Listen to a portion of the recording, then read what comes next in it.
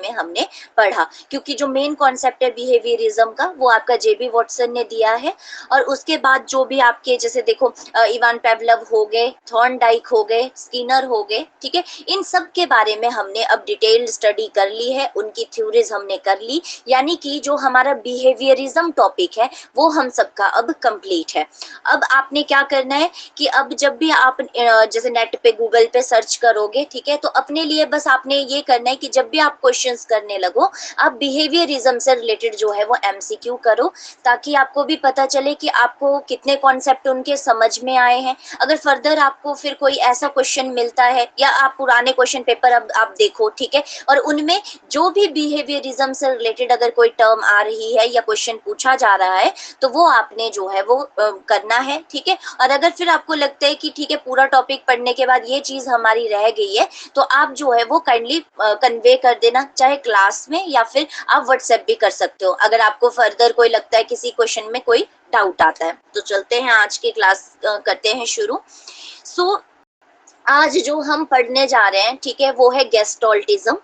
अब देखो गेस्टोल्टिज्म जो है उसमें भी हमने पढ़ा है कि जो आपका, क्योंकि मैं हल्का सा आपको ये पहले भी बता चुकी हूँ कि जो गेस्टोल्टिज्म है ना, यानी जो गेस्टोल्ट साइकोलॉजी है उसके फाउंडर जो हैं वो आपके मैक्स वर्देमर रहे हैं। ये इन्होंने जो है गेस्टोल्टिज्म वर्ड दिया।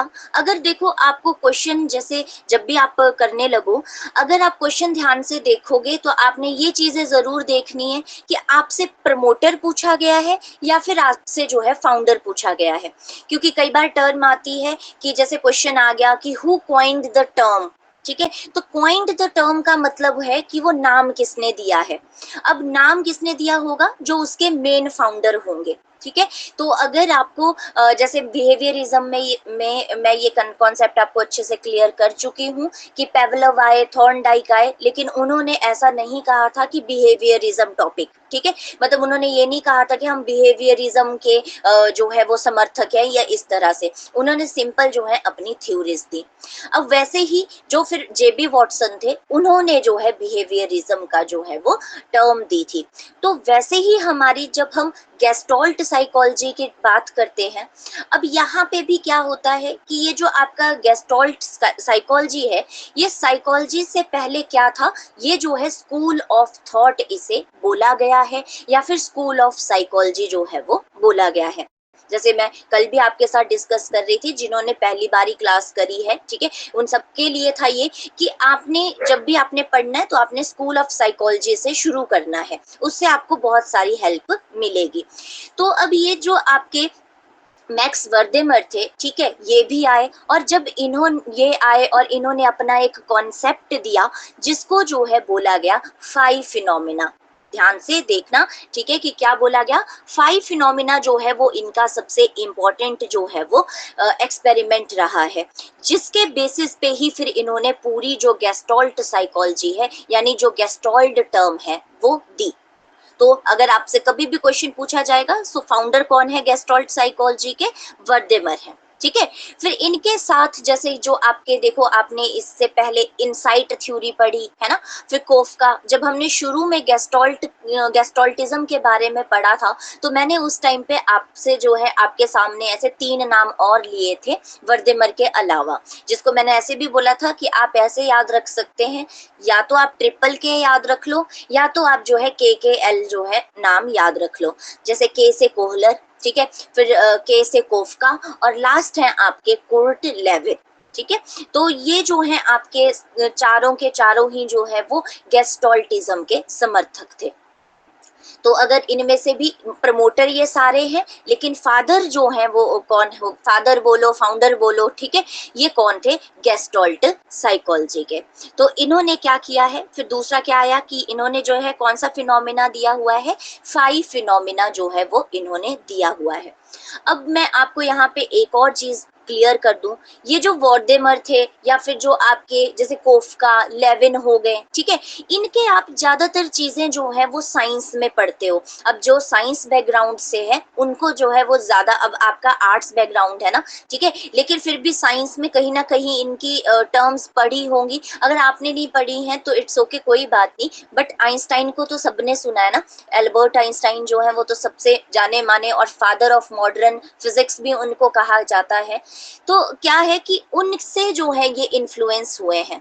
अब जो आज ही क्लास लगा रहे हैं या अभी जिनको मतलब जिन्होंने पहली वाली क्लास नहीं लगाई है हमारी, तो उनको मैं थोड़े से ये चीज भी क्लियर कर दूं कि साइकोलॉजी टर्म जो है वो बाद में आई है, ठीक है। इससे पहले क्या होता था, फिलोसफीज होती थी, यानी जो जितने भी आप ये जो साइकोलॉजिस्ट आपके सामने दिख रहे हैं आपको, ठीक है, तो ये जो है इन्होंने किसी ना किसी फिलोसफी में या फिर इनके जिनसे ये इन्फ्लुएंस हुए हैं, यानी किसी फिलोसफर से जो है ये इन्फ्लुएंस हुए हैं, फिर इन्होंने अपनी थ्योरीज जो है वो दी हैं। तो इसी तरह से जो वर्डेमर थे, ठीक है, या लेविन हो गए, ये सारे जो है कहीं ना कहीं आइंस्टाइन के काम से जो है वो बहुत ज्यादा प्रभावित थे। और आइंस्टाइन ने भी जो है वो सबसे ज्यादा देखो मैथ्स में और फिजिक्स में बहुत सारा जो है उन्होंने काम करा है। तो इस तरह से इनकी जितनी भी आगे मतलब एक्सपेरिमेंट्स हैं, ठीक है, वो कहीं ना कहीं साइंस से जुड़े हुए भी थे।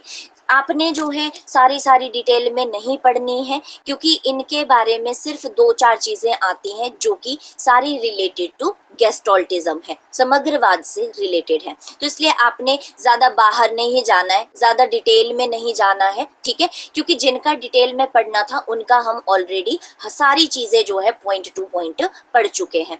तो इसलिए इनका जो है आपने सिर्फ छोटी छोटी चीजें जो मैं आपको मेंशन करूंगी सिर्फ वो आपने पढ़नी है। और अगर स्लाइड भी आपको बहुत लंबी मिलेगी, लेकिन इसमें भी सिर्फ काम की चीजें आपकी जो है आपको 4-5 ही मिलेंगी जो आपके डायरेक्ट क्वेश्चन आते हैं। तो वर्डेमर जो है इनका जो पूरा टाइम पीरियड रहा है दैट इज फ्रॉम 1880 टू 1943, 1880 से लेके 1943, ठीक है। तो ये जो है आपके जैसे हमारा 1947 में हम आजाद हो गया ना, तो उससे 4 साल पहले तक का ही जो है इनका टाइम पीरियड रहा है, ठीक है। इनकी डेथ जो है वो 1943 में हो चुकी थी। अब इनका जो जन्म है, ठीक है, वो कहाँ पे हुआ है, तो या इनका जो जन्म है वो प्रग सिटी है, ठीक है। और जब ये मतलब सिटी थी तो ये ऑस्ट्रिया हंगरी जो है इन दोनों के अंदर जो है वो आता था, क्योंकि बाद में ये अलग अलग हो गए। और बाकी आप आर्ट्स बैकग्राउंड से हो तो आपको ऑलरेडी वैसे भी जैसे कंट्रीज का है तो आपको आपने अगर हिस्ट्री वगैरह पढ़ी है तो आपको ये ज्यादा पता होगा, ठीक है।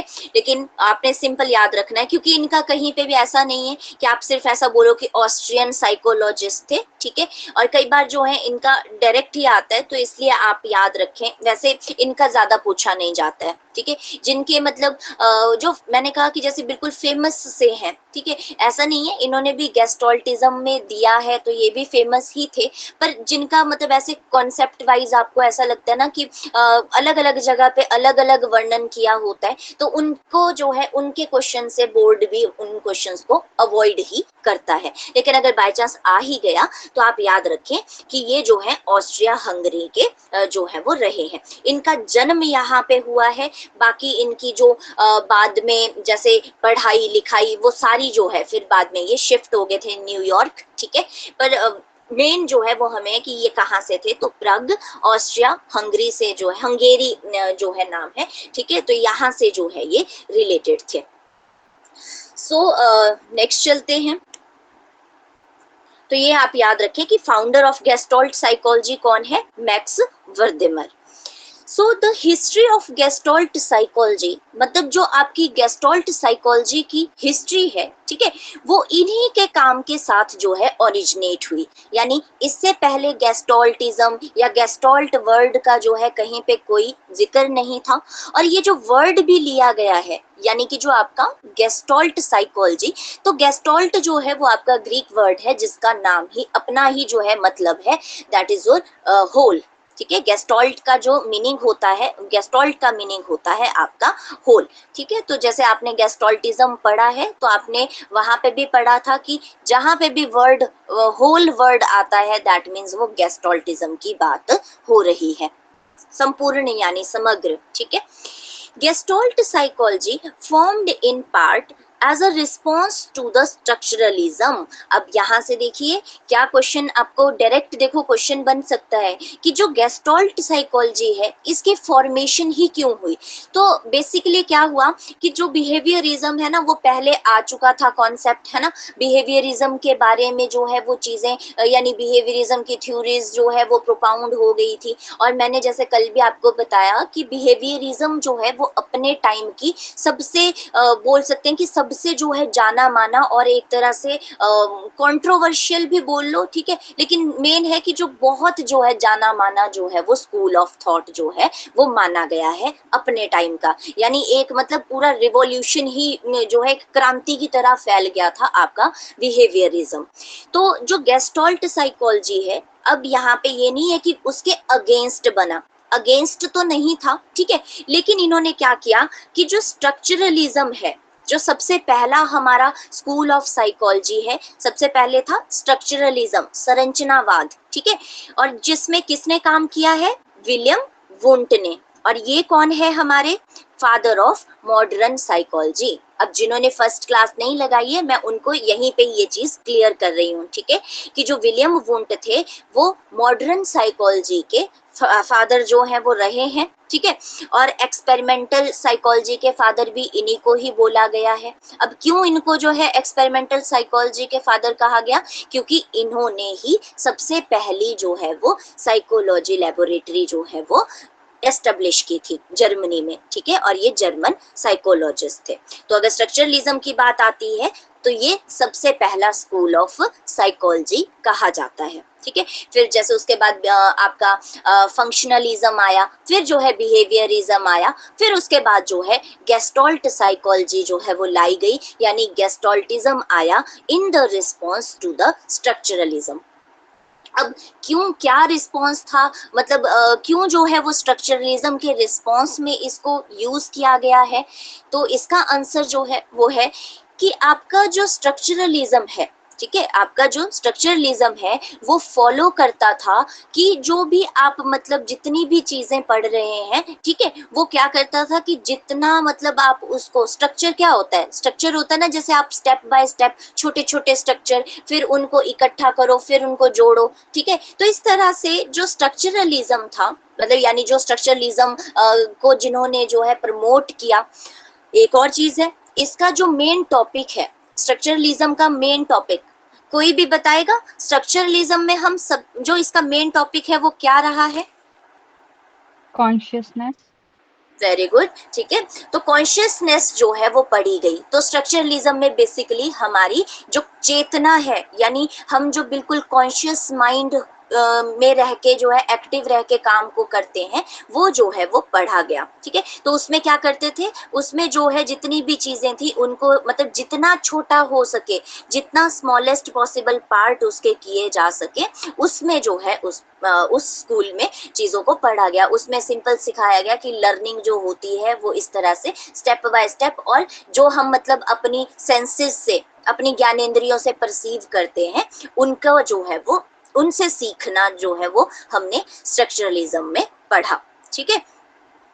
लेकिन जो आपका गेस्टॉल्टिज्म था वो इसके बिल्कुल विपरीत बात करता था, ठीक है।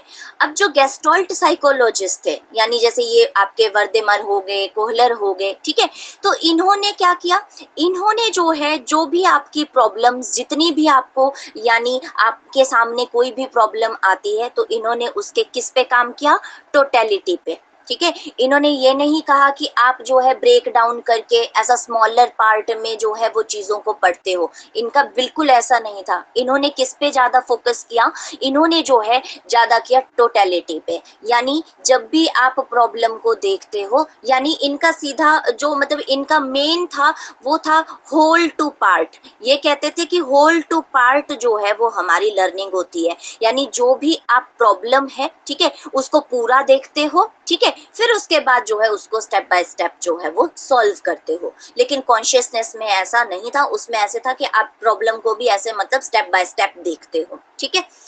फिर एक और गेस्टॉल्ट साइकोलॉजी की जो हम शुरू से ही पढ़ते आ रहे हैं कि इनका अपना ही कॉन्सेप्ट था कि जो सम ऑफ पार्ट होता है वो होल से ज्यादा होता है। यानी जो भी आप फिर ये जो स्टेप बाय स्टेप आप चीजें देख रहे हो ना, ठीक है, कहता कि जब आप इन सबको सम करोगे तो ये हमेशा जो है वो होल से ज्यादा होती है, होल के बराबर नहीं होती। तो ये लाइन इनकी बहुत फेमस रही है, तो इसलिए मैं ये बार बार आपको रिपीट करती रहती हूँ, ठीक है।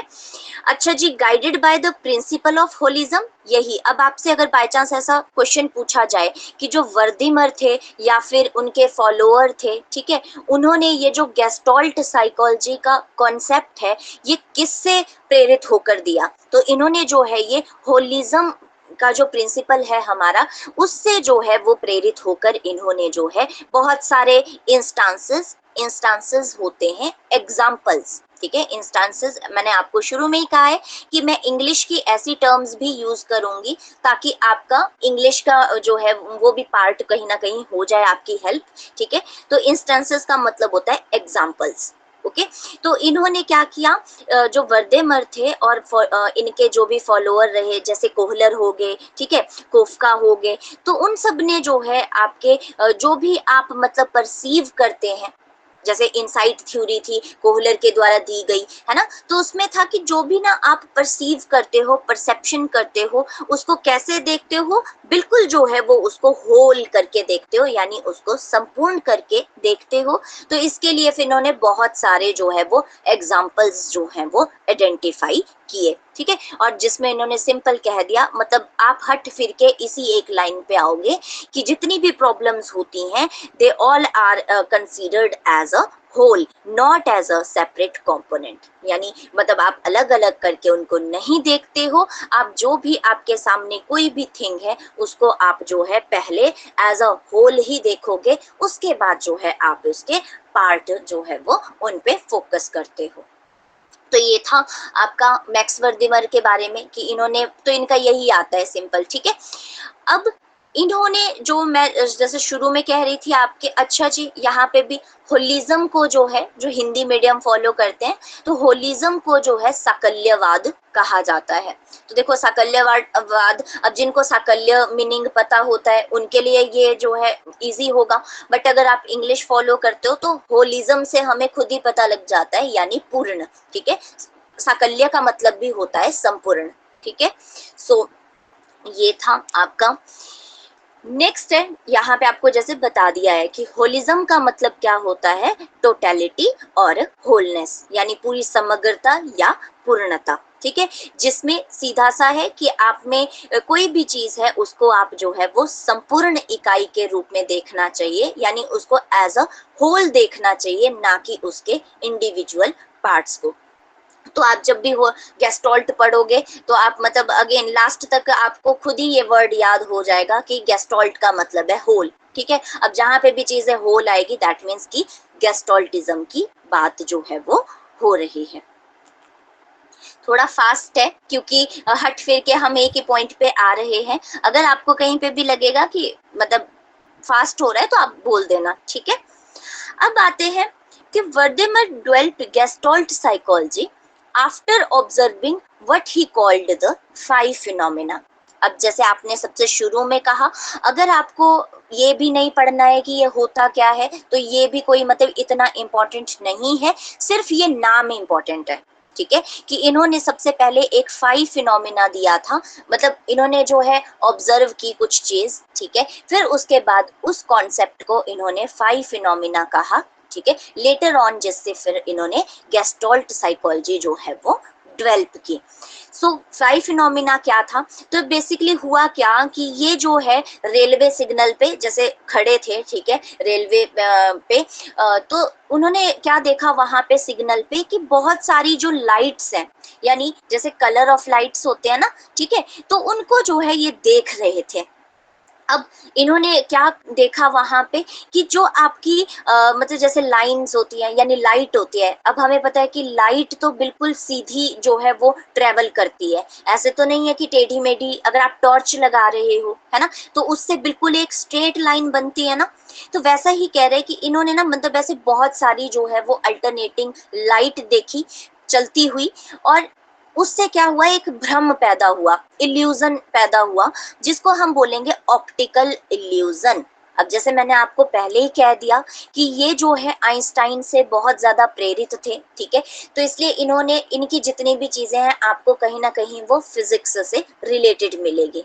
तो ये जो 5 फिनोमिना था is also related to physics. So एक एक तरह का ऑप्टिकल इल्यूजन था वेयर टू स्टेशनरी ऑब्जेक्ट। अब स्टेशनरी ऑब्जेक्ट क्या होते हैं, या तो वो बिल्कुल स्थिर होते हैं या तो वो सीधे होते हैं। जैसे आपका रोड होता है ना, हम बोलते हैं स्टेशनरी है रोड, स्टेशनरी, स्टेशनरी का मतलब है कि बिल्कुल सीधा रोड और स्थिर, ठीक है। तो कह रहे हैं कि जब इस एक तरह से ये भ्रम था, मैं फिर कह रही हूँ इल्यूजन था, ऐसा कुछ था नहीं, बस उन्होंने जो है एक इल्यूजन उसका मतलब क्रिएट हो गया उन लाइट्स का। तो वहां पे क्या हुआ कि वेयर टू स्टेशनरी ऑब्जेक्ट, यानी दो आपके स्थिर object seem to move if they are shown appearing and disappearing in rapid succession। इसका मतलब है कि जब कोई दो स्टेशनरी ऑब्जेक्ट जैसे एकदम से आते हैं, अपीयर होते हैं, या फिर एकदम से जो है वो गायब हो जाते हैं। रैपिड का मतलब है फास्ट, जल्दी। तो एकदम से जैसे क्या हो रहा था कि बार बार मतलब जैसे आ रही थी चीज, और जैसे हम बोलते हैं ना कि कोई भी, हमें भी ऐसा भ्रम होता है, तो पहले चीज दिखती है फिर बाद में जैसे ध्यान से देखो तो नहीं दिखती है। तो वैसे कह रहा था कि दो स्टेशनरी ऑब्जेक्ट जब मूव करते हैं, जैसे लाइट हो गई तो वो भी एक स्टेशनरी है, तो मूव करते मतलब वो ऐसे लगते हैं जैसे वो चल रहे हो, लेकिन रियलिटी में वो जो है वहां पे कोई भी मूवमेंट नहीं थी। अदर वर्ड में जैसे बोला गया है कि वी परसीव मूवमेंट, यानी हमें लगेगा कि मूवमेंट है, ठीक है, but where there is none, लेकिन वहां पे कोई भी ऐसी मूवमेंट नहीं थी। तो ये एक प्रकार का उनको ऑप्टिकल इल्यूजन हुआ था। तो यहाँ से आपने सिर्फ दो टर्म याद रखनी है। उन्होंने जो फिनोमिना दिया कि जिसके बेस पे उन्होंने गेस्टॉल्ट साइकोलॉजी दी, तो वो था 5 फिनोमिना, और ये था क्या, ये जो है एक तरह का ऑप्टिकल इल्यूजन था। और ये कहाँ पे हुआ था उनको, उनको जो है ये रेलवे स्टेशन पे जो रेलवे सिग्नल लाइट्स थी उनसे जो है इनको ये हुआ था। तो ऑल्दो मैंने ये फिर भी लंबा कर दिया, पर इतना ज्यादा डिटेल में जरूरत तो नहीं थी। लेकिन ऐसे ही होता है ना कि जब आपने कोई चीज ऐसा सुनी होती है कहानी की तरह, और आपको पता है कि अच्छा ऐसा हुआ था रेलवे स्टेशन पे, उनको लाइट से ऐसा इल्यूजन हुआ था, जिससे उन्होंने 5 फिनोमिना कॉन्सेप्ट दिया, और एज अ रिजल्ट फिर गेस्टॉल्ट साइकोलॉजी जो है इन्होंने दी, जिसके लिए इनको फिर फाउंडर ऑफ गेस्टॉल्ट साइकोलॉजी कहा। तो इससे क्या हो गया कि आपको फिर पूरा ही कॉन्सेप्ट जो है वो अच्छे से लर्न हो जाएगा। तो यही था यहाँ से इम्पोर्टेंट, ठीक है। अब इसके बाद जो है इन्होंने ये जितना भी इनका 5 फिनोमिना था, इनका दो असिस्टेंट रहे इनके, एक थे कोहलर और एक थे कोफ्का। तो इनके साथ जो है इन्होंने ये पूरी जो है वो स्टडी की, पूरा 5 फिनोमिना जो है वो स्टडी करा, ठीक है। और उसके बाद फिर इन्होंने जो है गेस्टॉल्ट स्कूल की जो है वो स्थापना। अब ये कोई स्कूल ऐसा नहीं है कि स्कूल मतलब आप ऐसा समझो बिल्डिंग, ठीक है, ये कौन सा कहा गया है, स्कूल ऑफ साइकोलॉजी। जैसे हमने 5 सेक्ट ऑफ साइकोलॉजी पढ़े हैं ना, तो उन्हीं को थॉट ऑफ स्कूल बोला गया। तो उनमें से फिर इन तीनों मतलब जैसे वोर्डेमर, कोहलर और कोफ्का थे, तो इन्होंने जो है फिर गेस्टॉल्ट स्कूल ऑफ साइकोलॉजी जो है वो दिया, जिसके लिए फिर इनको जो है मेन प्रमोटर कहा गया। और कोफ्का के बारे में अब कोई डिटेल में क्वेश्चन नहीं आता है, तो यहाँ से कोफ्का को जो है वो बिल्कुल ही मतलब कोफ्का का सिर्फ इतना ही आता है कि इनमें से कौन से जो हैं जो गेस्टॉल्ट साइकोलॉजी से रिलेटेड हैं। तो आपने इसीलिए इनका नाम याद रखना है, इनका कोई अलग से इन्होंने कोई थ्योरी नहीं दी है, क्योंकि ये एक तरह से एज अ इंस्ट्रक्शन मतलब इंस्ट्रक्टर जो है वो इन्होंने काम किया था इस थ्योरी में, यानी जो आपका फिनोमिना था इसमें। तो ये है आपके, तो ये 3 नाम आपने याद रखने हैं, ठीक है, वर्देमर, कोहलर और कोफ्का। अब मैंने आपको इसके साथ साथ एक कोर्ट लेविन भी बताए, उनका जो है अब इनके बारे में हम पढ़ेंगे, ठीक है। तो ये था। अच्छा, ये आपको पूरा समझ आ गया ना वर्देमर का, किसी को कोई कंफ्यूजन? ओके जी, चलते हैं नेक्स्ट। तो अब हम पढ़ेंगे कुर्ट लेविन के बारे में। सो कुर्ट लेविन जो है वो कौन थे? अब ये भी जो है गेस्टोल्टिज्म के ही समर्थक थे, ठीक है। इन्होंने भी जो भी मतलब जैसे अब सीधी सी बात है कि इन्होंने जो मैक्स वर्देमर थे उनका जो कॉन्सेप्ट था उसको स्टडी किया, ठीक है। फिर उसके बाद जो है इन्होंने उसमें फिर फर्दर स्टडी किया, और उस स्टडी को ह्यूमन बिहेवियर में जो लेके आए वो थे हमारे कुर्ट लेविन। तो देखो कैसे लाइन बनी कि गेस्टोल्टिज्म पढ़ा इन्होंने मैक्स वर्देमर का, लेकिन उसको ह्यूमन बिहेवियर के साथ जो है जोड़ने का काम किसने किया, कुर्ट लेविन ने जो है वो किया। तो इसलिए मैक्स वर्देमर का हालांकि चाहे एक ही क्वेश्चन आए वो भी मतलब इतना, अगर बाय चांस ही आपको फाउंडर ही पूछ लिया तब आता है, वरना कुर्ट लेविन की जो है थ्योरी भी तो इनका थोड़ा सा है, थोड़ा इंपॉर्टेंट सा, ठीक है। तो इसको जल्दी से अब हम कर लेते हैं। अब देखो कैसे याद रखोगे, यहाँ पे भी फिर से आ गए हमारे पास। तो अब ये जो कुर्ट लेविन थे ये थे आपके मिक्स, हम अब मैं मिक्स क्यों बोल रही हूँ, देखो जर्मन भी थे और अमेरिकन साइकोलॉजिस्ट भी हैं, ठीक है। जर्मन में इनका बर्थ हुआ है, फिर बाद में इनकी फर्दर पूरी स्टडी, तो मतलब इनका बर्थ भी वैसे जर्मनी में भी नहीं, मतलब कुछ और ही नाम है, मैं अभी रिकॉल नहीं कर पा रही हूँ, लेकिन वो हमें वैसे भी जरूरत नहीं है। मेन है कि ये कहाँ के साइकोलॉजिस्ट थे, तो ये आपके जर्मन और अमेरिकन, दोनों जर्मन अमेरिकन साइकोलॉजिस्ट थे, ठीक है। जैसे जर्मनी से आप ऐसे भी याद रखते हैं विलियम वुंट है जर्मनी के, तो ये भी जो है जर्मन के, और अमेरिका के तो हमने बहुत सारे पढ़ लिए, तो ये भी इनका भी मतलब कहीं ना कहीं अमेरिका से रिश्ता था, है ना। तो हम ऐसे याद रखेंगे कि इनका जो है जर्मन अमेरिकन साइकोलॉजिस्ट ये रहे हैं। अब यहाँ पे देखो एक और आपके लिए अब जैसे आपने पढ़ा कि जो मैक्स वर्देमर थे वो हमारे जब हम आजाद हुए, ठीक है, तो उसी से जो है आपके 3-4 साल पहले जो है उनकी डेथ हो गई। बट जो आपके कुर्ट लेविन थे ये 1947 तक इनका टाइम पीरियड रहा है, ठीक है। 1890 से 1890 से 1947 तक ही, और आई थिंक 56 या 55 ऐसे एज के जो है इनकी डेथ भी हो गई थी due to heart attack. But वो भी हमारा लेना देना नहीं है, हमें मेन याद रखना है कि ये कौन थे, जर्मन अमेरिकन साइकोलॉजिस्ट थे। टाइम पीरियड उतना आता नहीं है, अगर आ ही गया तो 1890 से 1947 जो है वो इनका। अब मैं क्यों आपको ऐसे बता रही थी कि 56 ईयर और इस तरह से, तो आपको थोड़ा सा ना हिंट मिल जाता है, जैसे आपको ये तो पता लग गया कि आजादी के टाइम इनकी डेथ हो गई है, तो आप उससे फिर ऐसे थोड़ा सा हिंट ले सकते हैं कि आपने 56 साल पीछे कर दिया या इस तरह से, तो आपको हेल्प मिल जाएगी। सो अब आते हैं कि इन्होंने क्या किया। अब देखिए जी, मॉडर्न सोशल साइकोलॉजी। अब आपको ये सोशल टर्म बहुत ज्यादा जो है वो आपको मिलेगी, है ना, पर आपने बिल्कुल भी जो है कंफ्यूज नहीं होना है। अगर क्वेश्चन आता है सोशल लर्निंग थ्योरी, प्रवीणा जी सोशल लर्निंग थ्योरी किसने दी है? मैंने कहा था कि मैं बीच बीच में जरूर पूछूंगी। मुझे आवाज नहीं आ रही है आपकी। हो, एक सेकेंड रुकना। मेरी आवाज आ रही है सबको? Yes ma'am. प्रवीणा जी आपकी आवाज नहीं आ रही मुझे। तो मैम मुझे भी आपकी आवाज बहुत कम आ रही है, मतलब बीच बीच में बहुत टाइम नहीं आई। आई थिंक मुझे लगता है आपके अच्छा कोई और भी ऐसा जिसको बीच बीच में नहीं आई है? मैंने आपको बोला भी था बट आपने शायद वहां तक गई नहीं होगी मेरी आवाज। मेरी मुझे अभी भी ना, जैसे आपने माइक ऑन किया तो मुझे नहीं आई थी आपकी आवाज। मैंने पहले कहा है कि अगर ऐसा हो ना तो मैसेजेस कर दिया करो, मैं कंटिन्यू आपके मैसेजेस वगैरह देखती रहती हूँ, तो अगर आपको ऐसे रहेगा ना कि आवाज नहीं आ रही है तो आप मैसेज ही कर दिया करो, क्योंकि आवाज नहीं आएगी तो ऑब्वियसली आप बोलोगे तो पता भी नहीं चलेगा। या तो अब आज वैसे मुझे लग रहा है कि मैक्सिमम के पास ऐसा नहीं है, तो हो सकता है आपके पास नेटवर्क इशू का हो थोड़ा। हो सकता है मैम, हाँ जी। क्योंकि मैंने सो बीच में 2-3 बार लेफ्ट भी किया ना, तो उसके बाद ही फिर वैसे रहा इशू।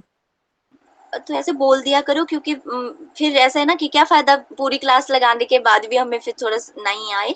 चलो कोई नहीं। तो मैंने पूछा था सोशल लर्निंग थ्योरी किसने दी है?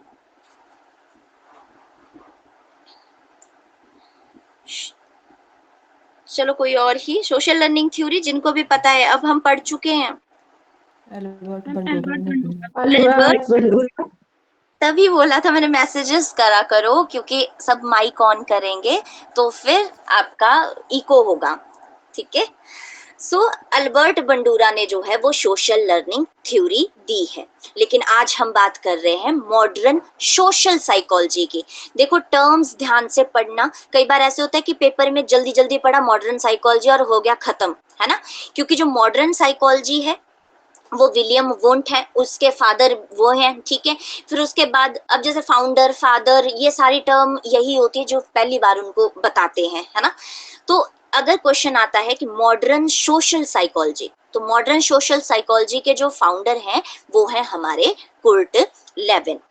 अच्छा जी, हाईली इन्फ्लुएंस्ड बाय आइंस्टाइन, जैसे मैंने आपको पहले ही बोला। और जितने भी लोग ना मतलब ऐसे साइंस बैकग्राउंड से होते हैं या जिन्होंने साइंस वगैरह पढ़ी होती है ना अच्छे से, तो उनको आपको उसमें बहुत बार मिलेगा लेविन वर्ड, ठीक है, इनके बारे में, क्योंकि इन्होंने ज्यादातर फिर इनकी जैसे उनसे ही प्रेरित थे ना, तो इनकी जो थ्योरी थी वो भी उसी से ही रिलेटेड थी।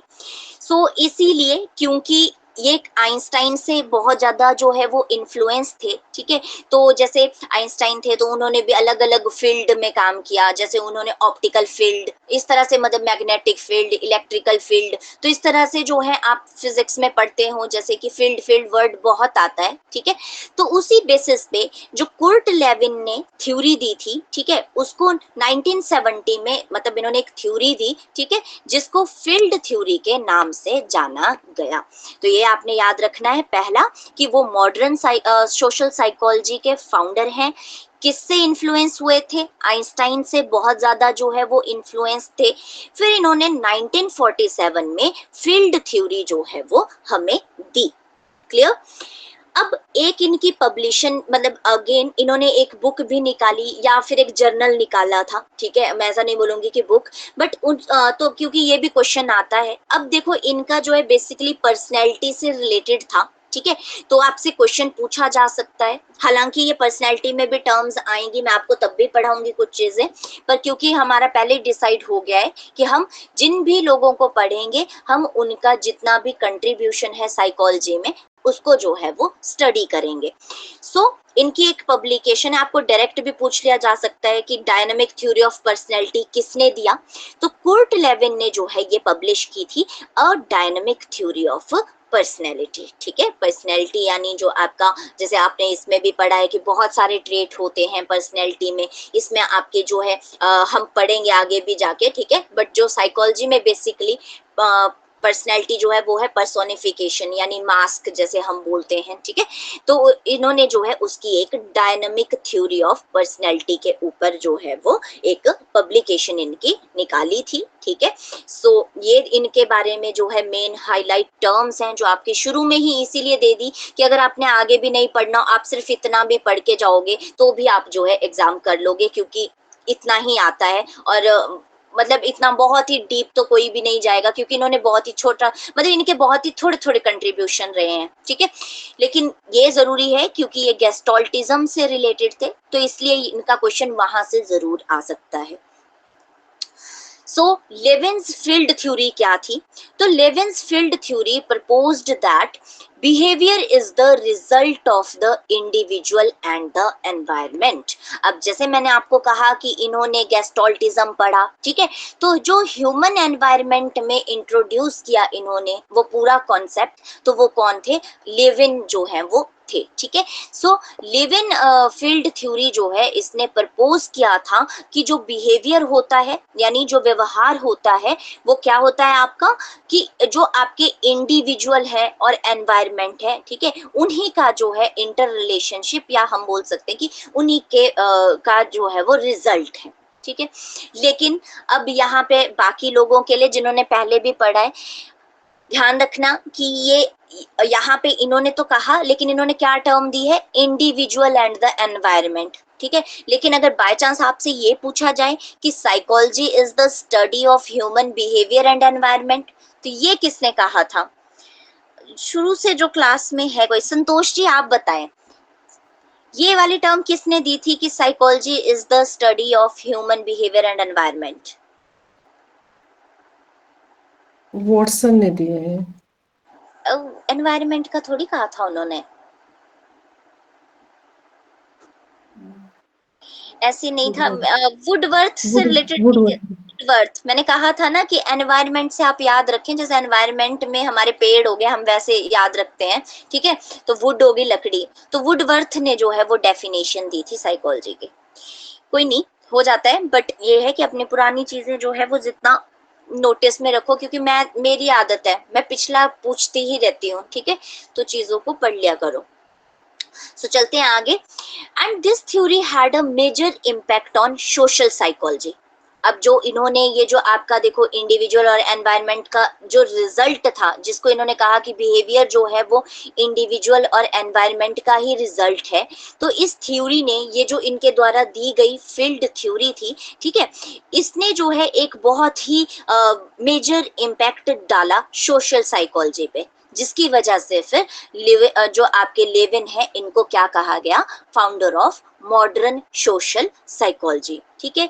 जिसमें क्या इन्होंने मतलब इसमें जो है इन्होंने किस नोशन का सपोर्ट किया, जिसमें इस धारणा का समर्थन किया कि जितने भी हमारे इंडिविजुअल ट्रेट्स हैं, यानी जो आपके अपने इंडिविजुअल गुण हैं, ठीक है, और जो एनवायरनमेंट है वो इंटरेक्ट करता है, ठीक है, हमारे जितने भी ट्रेड्स हैं और जो एनवायरनमेंट है, हम जो है आपस में इंटरेक्ट करते हैं, जो कि फिर बाद में बिहेवियर को कॉज करता है। यानी हमारा एनवायरनमेंट और ट्रेड जो है वो मिलकर एक बिहेवियर का निर्माण जो है वो करते हैं। तो इसलिए जो है इनको मॉडर्न सोशल साइकोलॉजी के फाउंडर जो है वो कहा गया।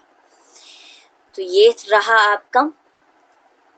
अब अगेन, अब इसमें क्या था, क्योंकि अब जो लेवेनफील्ड थ्योरी है वो बेसिकली किससे इन्फ्लुएंस थी, गेस्टॉल्ट साइकोलॉजी से, क्योंकि हमें पता है कि अब गेस्टॉल्टिज्म में अगर मेन प्रमोटर जब हमने पढ़े हैं तो उनमें इनका भी नाम है, ठीक है।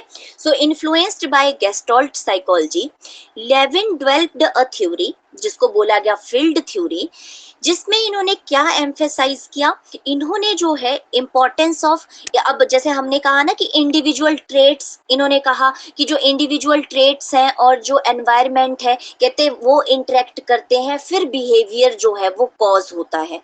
तो इन्होंने कौन कौन से ऐसे, तो इन्होंने जो है बेसिकली इंडिविजुअल जो पर्सनैलिटीज हैं, ठीक है, जिसमें हमारा जो है व्यक्तित्व आता है, या फिर इंटरपर्सनल कॉन्फ्लिक्ट है, हमारे जो है पारस्परिक संघर्ष है, हमारे जो है एनवायरनमेंट के साथ जितने भी मतलब हमारा आपस में इंटरपर्सनल कॉन्फ्लिक्ट है, या फिर जितनी भी आपकी जो है वो सिचुएशनल वेरिएबल्स हैं, यानी जो भी आप देखो जैसे सिचुएशन आती है, कोई प्रॉब्लम आती है, फिर आप उसका सॉल्यूशन निकालते हो, है ना। तो ये सारा, अब देखो जब भी आपके सामने प्रॉब्लम आती है तो क्या कहा गया था गेस्टॉल्टिज्म में, कि आप अपनी सूझबूझ से जो है उसको सॉल्व करते हो ना, ठीक है। तो इसलिए कहा गया कि सिचुएशनल वेरिएबल।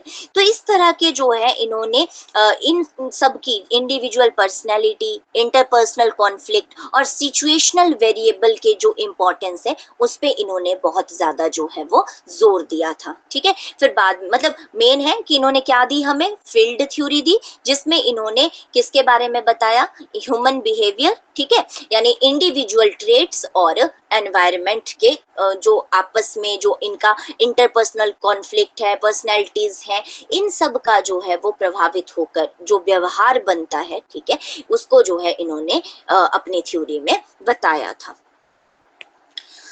नेक्स्ट है, अब essentially Lewin's field theory suggest that, अब ये जो हमने शुरू में मैंने जैसे आपको कहा था, ठीक है, कि जो गेस्टॉल्टिज्म है उसकी मेन लाइन ही ये है कि हम क्या करते हैं, सारी चीज को एज अ होल देखते हैं, उसके बाद हम जो है वो पार्ट की तरफ बढ़ते हैं। तो लेविन जो फील्ड थ्योरी थी, इसने भी जो है यही सजेस्ट किया कि जो पीपल है, people are the sum of all of their influences, यानी इन्होंने क्या कहा कि लोग जो भी, जैसे मान लो हम हैं, है ना, तो हम क्या होते कि हमने जितने भी इन्फ्लुएंस, हमने अपने आसपास जितने भी चीजें हम एनवायरनमेंट से जो इन्फ्लुएंस हुए हैं, उन सब का जो है सम होते हैं, ठीक है। यानी हम जो है फिर जैसे मान लो कि आपके आगे कोई नई प्रॉब्लम आ रही है, तो ऑब्वियसली आप क्या करते हो कि उसको एज अ होल देखते हो, और एज अ होल क्यों देखते हो, क्योंकि आपके जो पहले के भी चीजें हैं, ठीक है, जो आपका एनवायरनमेंट के साथ जो रिलेशनशिप रहा है, ठीक है, तो उससे जो भी आपने सीखा, तो उस सारा जो है वो एज अ सम आपने सीखा है, तो इसलिए जो है हम लोग जो है वो क्या है, are the sum of all of their influences. अब इन्होंने और क्या कहा कि जो बिहेवियर है वो इन्वॉल्व करता है complex effect of many influences. अब यहाँ से आपको एक और क्लियर हो जाएगा कि जो जैसे देखो आपका जो बिहेवियरिज्म था, बिहेवियरिज्म का काम था चीजों को इजी वे में सीखना, ठीक है। लेकिन जो आपका गेस्टॉल्ट था, गेस्टॉल्ट में क्या किया गया, बहुत ही कॉम्प्लेक्स इफेक्ट जो है वो जनरेट हुए, ठीक है। और इसमें क्या कहा कि इसमें जो बिहेवियर है वो क्या करते हैं, द कॉम्प्लेक्स इफेक्ट, कि ये बहुत ही जो है वो जटिल प्रभाव जिसको बोलेंगे, कॉम्प्लेक्स होता है डिफिकल्ट, ठीक है।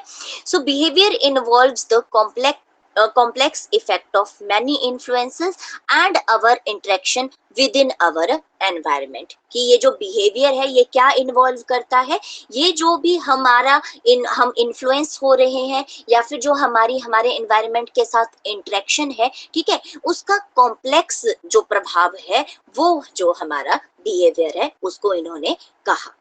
सो इस तरह से इन्होंने जो है फिर बिहेवियर को सीधा मतलब ऐसे ही जो है बार बार, क्योंकि ये सारे एज अ रिजल्ट इसी पे ही आ रहे थे कि जो भी हम सीखते हैं वो एज अ होल ही सीखते हैं। अच्छा जी, अब पॉइंट टू पॉइंट क्वेश्चन है, ठीक है। आपसे अगर क्वेश्चन पूछा जाए कि एक्शन रिसर्च टर्म, क्योंकि मैं ज्यादा डिटेल में नहीं दूंगी क्योंकि इतना आपको नहीं भी आने वाला है, तो आपने बस इनके पॉइंट याद रखने हैं, ठीक है। जैसे आपसे क्वेश्चन पूछा जाए कि एक्शन रिसर्च टर्म जो है वो किसने दी है, तो ये भी जो है कुर्ट लेविन द्वारा दी गई है। Action research term was given by Kurt Lewin. फिर एक जो है आपकी स्टडी आई, ठीक है, लेविन लिपिट और वाइट स्टडी जो है इसको नाम दिया गया, लेविन लिपिट एंड वाइट स्टडी। लोग इसमें काफी सारे शामिल थे, ठीक है, लेकिन जो पूरा है उसका नाम जो है आपके पास है लेविन लिपिट एंड वाइट स्टडी। ये भी डायरेक्ट आ जाता है कि ये किससे रिलेटेड है, गेस्टॉल्टिज्म से रिलेटेड है, और ये किसके द्वारा जो है किया गया था, तो ये जो है आपका लेविन के द्वारा जो है परफॉर्म किया गया था।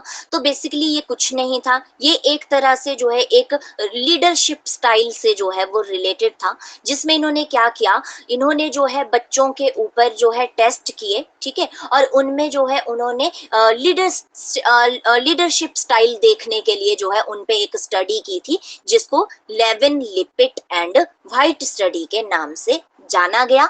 और आपको यहाँ से अगर बाय चांस क्वेश्चन आ ही जाएगा तो आपने याद रखना है कि इन्होंने फिर डेमोक्रेटिक लीडरशिप को जो है वो सुपीरियर माना था। किसको? डेमोक्रेटिक लीडरशिप को जो है वो इन्होंने सबसे ज्यादा सुपीरियर माना गया था। इसमें जैसे आपको आगे भी लिखा है कि in this study school children were assigned to, मतलब उनको ऐसा असाइन किए गए थे वो, ठीक है, ऑथोरिटेरियन, ऑथोरिटेरियन मतलब जैसे अथॉरिटी वाला होता है, ठीक है, नेतृत्व जैसे हम कहते हैं अथॉरिटी।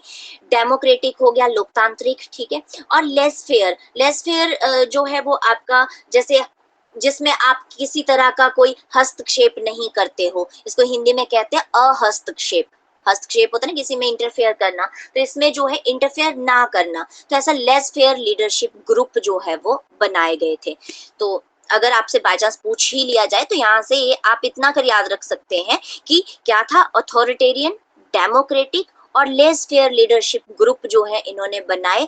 क्यों बनाए? लीडरशिप स्टाइल चेक करने के लिए, जिसमें इन्होंने सबसे ज्यादा सुपीरियर किसको माना, हमारे डेमोक्रेटिक लीडरशिप स्टाइल को जो है इन्होंने सबसे ज्यादा सुपीरियर जो है वो माना था। ठीक है जी, तो ये था इनका, जैसे देखो democratic leadership was superior to authoritarian and laissez faire leadership, ठीक है, कि जो अहस्तक्षेप और सत्तावादी मतलब जो आपके लीडरशिप है, नेतृत्व है, इनसे ज्यादा जो बेहतर था वो कौन सा था, डेमोक्रेटिक लीडरशिप था। ठीक है, तो आपको कोई पूरी डिटेल नहीं पढ़नी है, मैंने जो हाईलाइट टर्म की है आपने सिर्फ वो फोकस करनी है, और अपने नोट्स भी बनाने होंगे तो सिर्फ इन पे यही सिंपल जो है वो आपने रखनी है। ठीक है, अब जैसे देखो यहाँ से ये मेन लाइन कि गेस्टॉल्ट साइकोलॉजी में जो है इन्होंने कंट्रीब्यूट किया। कैसे किया? जितनी भी गेस्टॉल्ट थ्योरीज थी उनको इन्होंने एक्सपेंड किया, और उसके बाद जो है इन्होंने उनको ह्यूमन बिहेवियर में जो है वो अप्लाई किया था। ठीक है, अगर आपसे डायरेक्ट क्वेश्चन पूछ लिया जाता है कि गेस्टॉल्ट थ्योरीज को एक्सपेंड करने के बाद ह्यूमन बिहेवियर में किसने अप्लाई किया था, तो वो थे हमारे कुर्ट लेविन। तो इसीलिए फिर इनका जो है गेस्टॉल्ट साइकोलॉजी में जो है वो बहुत महत्वपूर्ण योगदान रहा है। और क्या रहा है, इन्होंने एक फेमस इक्वेशन दी थी, जैसे मैथमेटिकल में भी इनका आता है लेविन कॉन्सेप्ट। ठीक है, तो इन्होंने जो है एक आपको ये इक्वेशन दी थी which is your B is equal to F of PE। आपने सिंपल याद रखना है B is equal to PE। B का मतलब है बिहेवियर, P का मतलब है आपका पर्सन और E का मतलब है एनवायरमेंट। ठीक है, तो B is equal to P of P and E। ठीक है, ये इन्होंने जो है अपनी इनकी जो थ्योरी थी ना वो यही थी, B is equal to PE। F से फंक्शन होता है, ये आपका लेना देना नहीं है क्योंकि ये मैथमेटिक्स में ऐसे लिखा जाता है।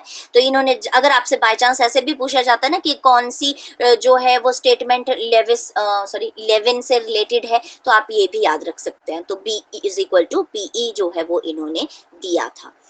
तो यही था। फिर लास्ट में जो है इन्होंने क्या किया, इन्होंने जो है इंडिविजुअल डिफरेंसेस को एक्सप्लेन किया था on the basis of living space. अब ये भी अपने आप में इंपॉर्टेंट क्वेश्चन आपका बनता है। ठीक है, तो इन्होंने ना लिविंग स्पेस का एक बेस, लिविंग स्पेस होता है जैसे हमारे रहने की जगह। ठीक है, अब जैसे देखो सबने इंडिविजुअल डिफरेंसेस बताए है ना, अपने थ्योरीज दिए हैं, आप पढ़ोगे इंडिविजुअल डिफरेंसेस, आपने बीएड में भी पढ़े हैं। ठीक है, सबको पता है कि सब जो हैं वो अलग अलग होते हैं, हम हमारी इच्छाएं अलग होती है, हमारा काम करने का तरीका होता है, हम सब जो है वो इंडिविजुअल हैं। ठीक है, सो इंडिविजुअल डिफरेंसेस इन्होंने किस बेस पे किए थे, इन्होंने जो है एक्सप्लेन किए थे on the basis of living space. ठीक है, तो ये इनका कॉन्सेप्ट आता है। तो इन्होंने जिसमें क्या था, एक पर्सन, उसकी इच्छाएं यानी उसकी ड्राइव्स क्या हैं, ठीक है, प्रेरणाएं क्या हैं, तनाव यानी टेंशन, थॉट, इसका एनवायरनमेंट, इन सब को जो है इन्होंने जो है इंक्लूड किया था। यानी कि जैसे देखो हमारी जितनी भी साइकोलॉजिकल फोर्सेस हैं, ठीक है, तो हमें जो है हमें पता है कि हमारे आसपास के लोग है ना, या फिर हम खुद, हमारी जितनी भी प्रेरणाएं होती हैं या हमें कोई टेंशन होती है, हमारे थॉट हैं और हमारा एनवायरनमेंट है, वो हमें बहुत ज्यादा जो है वो प्रभावित करता है। और जिसी की वजह से जो है हम इंडिविजुअल, मतलब बेसिकली हम इंडिविजुअल डिफरेंशिएशन जो हमारे बीच में है वो किसके बेसिस पे है, सबसे पहले तो जहां हम रहते हैं, हमारी सोसाइटी, हमारा कल्चर, ये सारे जो हैं वो हमारे इंडिविजुअल डिफरेंस का कारण जो है वो बनते हैं। तो इन्होंने इसके ऊपर जो है वो बहुत ज्यादा जो है वो कहा था। ठीक है, और आपने बस यहाँ से ये याद रखना है कि लिविंग स्पेस पे जो है इन्होंने इसके आधार पर इंडिविजुअल डिफरेंसेस को जो है वो एक्सप्लेन किया था। ठीक है, मतलब इन्होंने सिंपल कहा था कि जो भी हम मतलब अपने जैसे लाइफ स्पेस से गुजरते हैं, ठीक है, तो जो भी हम टोटलिटी ऑफ फैक्ट यहाँ से लेते हैं, अपने फैमिली से, अपने आसपास के लोगों से हम जो भी सीखते हैं और उससे प्रभावित होते हैं, वही जो है हमारा बिहेवियर होता है। ठीक है, तो ये एक टर्म आई थी कि डिफरेंशिएशन क्या होती है। तो ये डिफरेंशिएशन जो है, विभेदीकरण क्या है, इसमें भी मतलब ये पेपर में आ चुका है क्वेश्चन, तो इसलिए आपको ये दिया गया। तो differentiation refer to a process in which regions of one's living space. अब जैसे देखो अगर बाय चांस आपको ये पता भी नहीं है डिफरेंशिएशन, लेकिन अगर आपको सीधा सा दिख रहा था ना लिविंग स्पेस, है ना, तो लिविंग स्पेस मतलब 11 की बात हो रही है। ठीक है, तो इन्होंने जो है कहा था कि जो आपका मतलब जैसे हमारे कहीं जहां हम रहते हैं, ठीक है, अगर मैं वहां के क्षेत्रों को की बात करूं तो उन्होंने क्या कहा था कि उसमें जो है जैसे छोटे छोटे क्षेत्र होते हैं, ठीक है, अलग अलग क्षेत्रों में रहने वाले जो स्थान के लोग होते हैं, तो वहां से ही जो है वो जो हमारी एक प्रोसेस है, जैसे जो इंडिविजुअल डिफरेंस है उसी को ही इन्होंने क्या कह दिया था, डिफरेंशिएशन टर्म जो है वो दिया था। ठीक है जी, तो ये था 11 का कॉन्सेप्ट। और एक याद रखना, इस पे क्वेश्चन ये भी आया है, तो इन्होंने ना ये अपना पूरा ये कॉन्सेप्ट एक डायग्राम से समझाया था। ठीक है, अब यहाँ से क्या क्वेश्चन बनता है कि आपको ये पूछा जा सकता है कि जैसा 11 का जो डायग्राम था उसमें पर्सन को कहाँ रखा गया था। तो ये आप याद रखें कि जो ये जैसे 11 का डायग्राम है ना, ठीक है, तो इसमें जो इन्होंने पर्सन था उसको बिल्कुल सेंटर में रखा था। जैसे इन्होंने कहा ना कि behaviour is equal to person और एनवायरमेंट, तो इन्होंने पर्सन को जो है बिल्कुल सेंटर में रखा। फिर उसके बाद आसपास जितना भी है ये आपका पूरा जो है एनवायरमेंट है, ये आपकी जो है लाइफ स्पेस की बाउंड्री है, लिविंग स्पेस की देखो बाउंड्री है। ठीक है, फिर इसमें कुछ आपकी अपनी प्रेरणाएं भी होंगी और कुछ जो है उनको रोकने के लिए रिस्ट्रेनिंग फोर्सेस भी होंगी, यानी आपके अपने गोल तक पहुंचने के लिए आपको चीजें रोकती भी हैं। ठीक है। तो ये ऐसा जो है पूरा जो है इन्होंने, और ये जैसे देखो एक बैरियर का काम कर रहा है, ऐसे हमारे आसपास भी जो है ऐसे बैरियर्स होते हैं, ठीक है। तो इस तरह से इन्होंने जो है अपने पूरे जो पूरा एक मतलब इन्होंने कॉन्सेप्ट दिया था उसको एज अ डायग्राम जो है वो शो किया था। तो ये था आपका, ठीक है।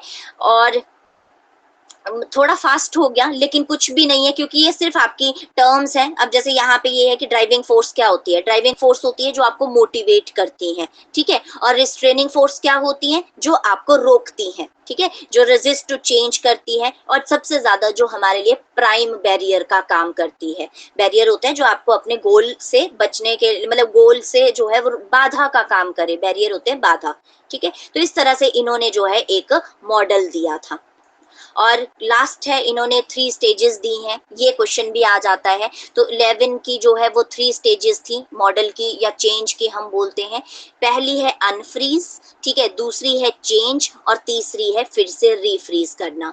तो ये जो है इनकी 3 स्टेजेस हैं। आपसे क्वेश्चन पूछा जा सकता है कि अनफ्रीज, चेंज और रीफ्रीज किससे रिलेटेड है। तो ये जो है आपका 11 से रिलेटेड था, ठीक है। कि अनफ्रीज का मतलब है कि जो भी आप चाहते हो ना, डिजायर्ड चेंज, यानी जो आप चाहते हो बदलाव, उसके लिए तैयार होना।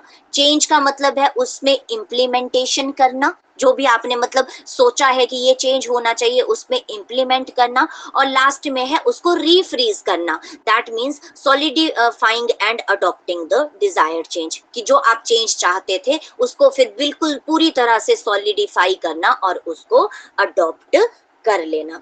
तो दैट्स ऑल, ये था हमारा लेविन और वर्देमर के बारे में, ठीक है, जो मैंने आपको पूरा बता दिया। अब यहाँ से आपको अगर फर्दर कुछ भी, वैसे क्वेरीज तो कुछ नहीं होनी चाहिए क्योंकि यही आपका जो है वो मेन था, जो आपको पढ़ा दिया मैंने सारा, ठीक है। अब इसको आप अच्छे से पढ़ लेना, बाकी कल हम देखेंगे कोई नया जो है, कल हम थोड़ा इम्पोर्टेंट सा कोई लेके आएंगे थ्योरी, ठीक है। तो ये थे छोटे छोटे, तो ठीक है जी, फिर मिलते हैं आपसे कल। ओके जी, then bye bye, thank you. Thank you ma'am.